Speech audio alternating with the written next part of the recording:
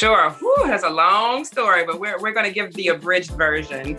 I am an actress, a host, I'm a podcaster, and I'm a body positive advocate. I'm also a writer. I do a lot of things. And it's really a tribute to my journey, right? My journey I started off as an executive. I worked in the music industry for quite some time. And I just wasn't passionate about it. It was something that I got to because the money led me there. And I had to get back to a place where I really just thought about what is it that I want to give to the world. And I'd always wanted to be an actress. And so when I was in school, I went to high school for acting. I went to performing arts high school. And then I also went to a performing arts college, a pretty prestigious one. And anyone who's been through the conservatory program will tell you if they're a person of color, if they're a Black person specifically, you are usually like one of one. It's a very isolated experience. And I hope that is changing more. But back when I went to school, I'm in this prestigious program, and one of the directors of our program actually, she sat me down and she, I think, in meaning well, said, hey, you're a Black woman. It's going to be very difficult for you to work in this business. At that time, you had, I think, Halle Berry and Angela Bassett pretty much were the only leading Black women at that time, and there just didn't seem to be space for anyone else, and so she said, you're going to have a difficult time, period, just being a Black actress. It just is what it is, And, this is I think I was freshman or sophomore year in college. So I'm hanging on her every word. And then she said, and then also, because of your size, it's just going to be impossible for you to work. You have to lose weight so that you can be a working actress. And at this time, I'm in college, and I don't have to say, I was snatched. I was looking good. Everything was in the right places, I'm definitely much bigger now than I was then.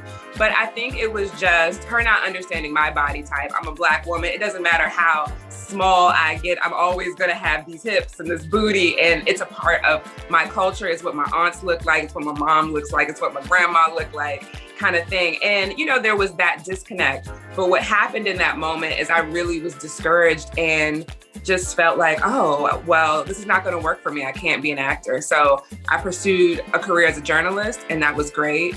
I pursued a career, as I said, in the music industry, and that went really well. I made a lot of money. I worked with lots of fabulous people, had a very exciting career, but I wasn't fulfilled because I wasn't living in my purpose.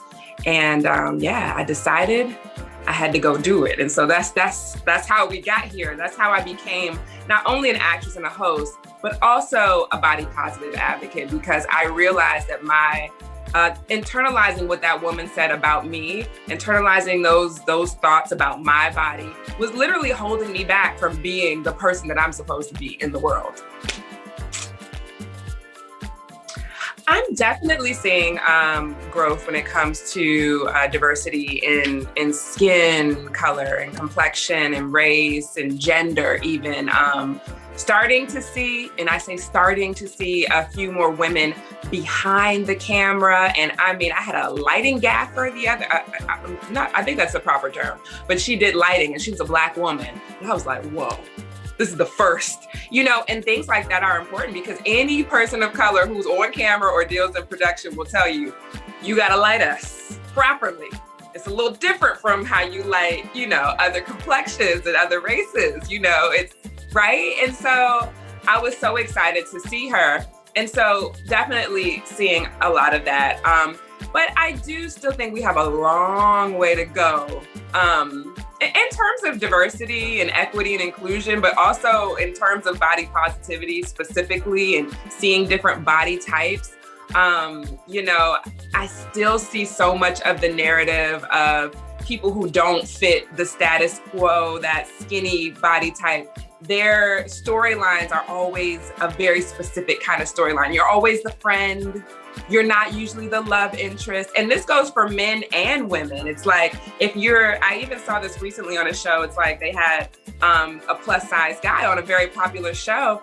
And it's like, oh, he's got to be, the comedic, fat guy who the girl's not really interested in, who's a friend. It's like, why can't he be the love interest? Why can't, there is a version of that man in this world where there's a woman who thinks he is incredibly sexy and beautiful and all of those things, right? So I would love to see more of that for sure.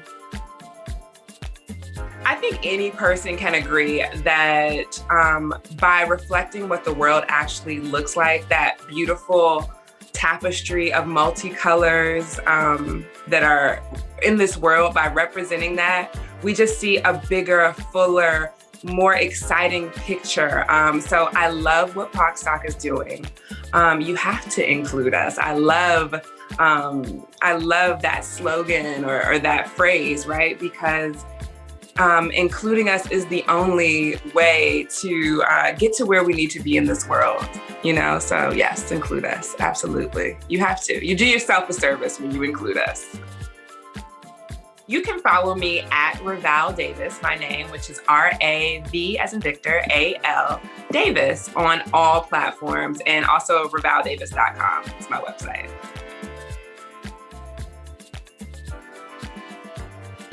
If you enjoyed this video, please give it a thumbs up, leave a comment below, and share. Also, don't forget to subscribe to our channel for more inspiring content.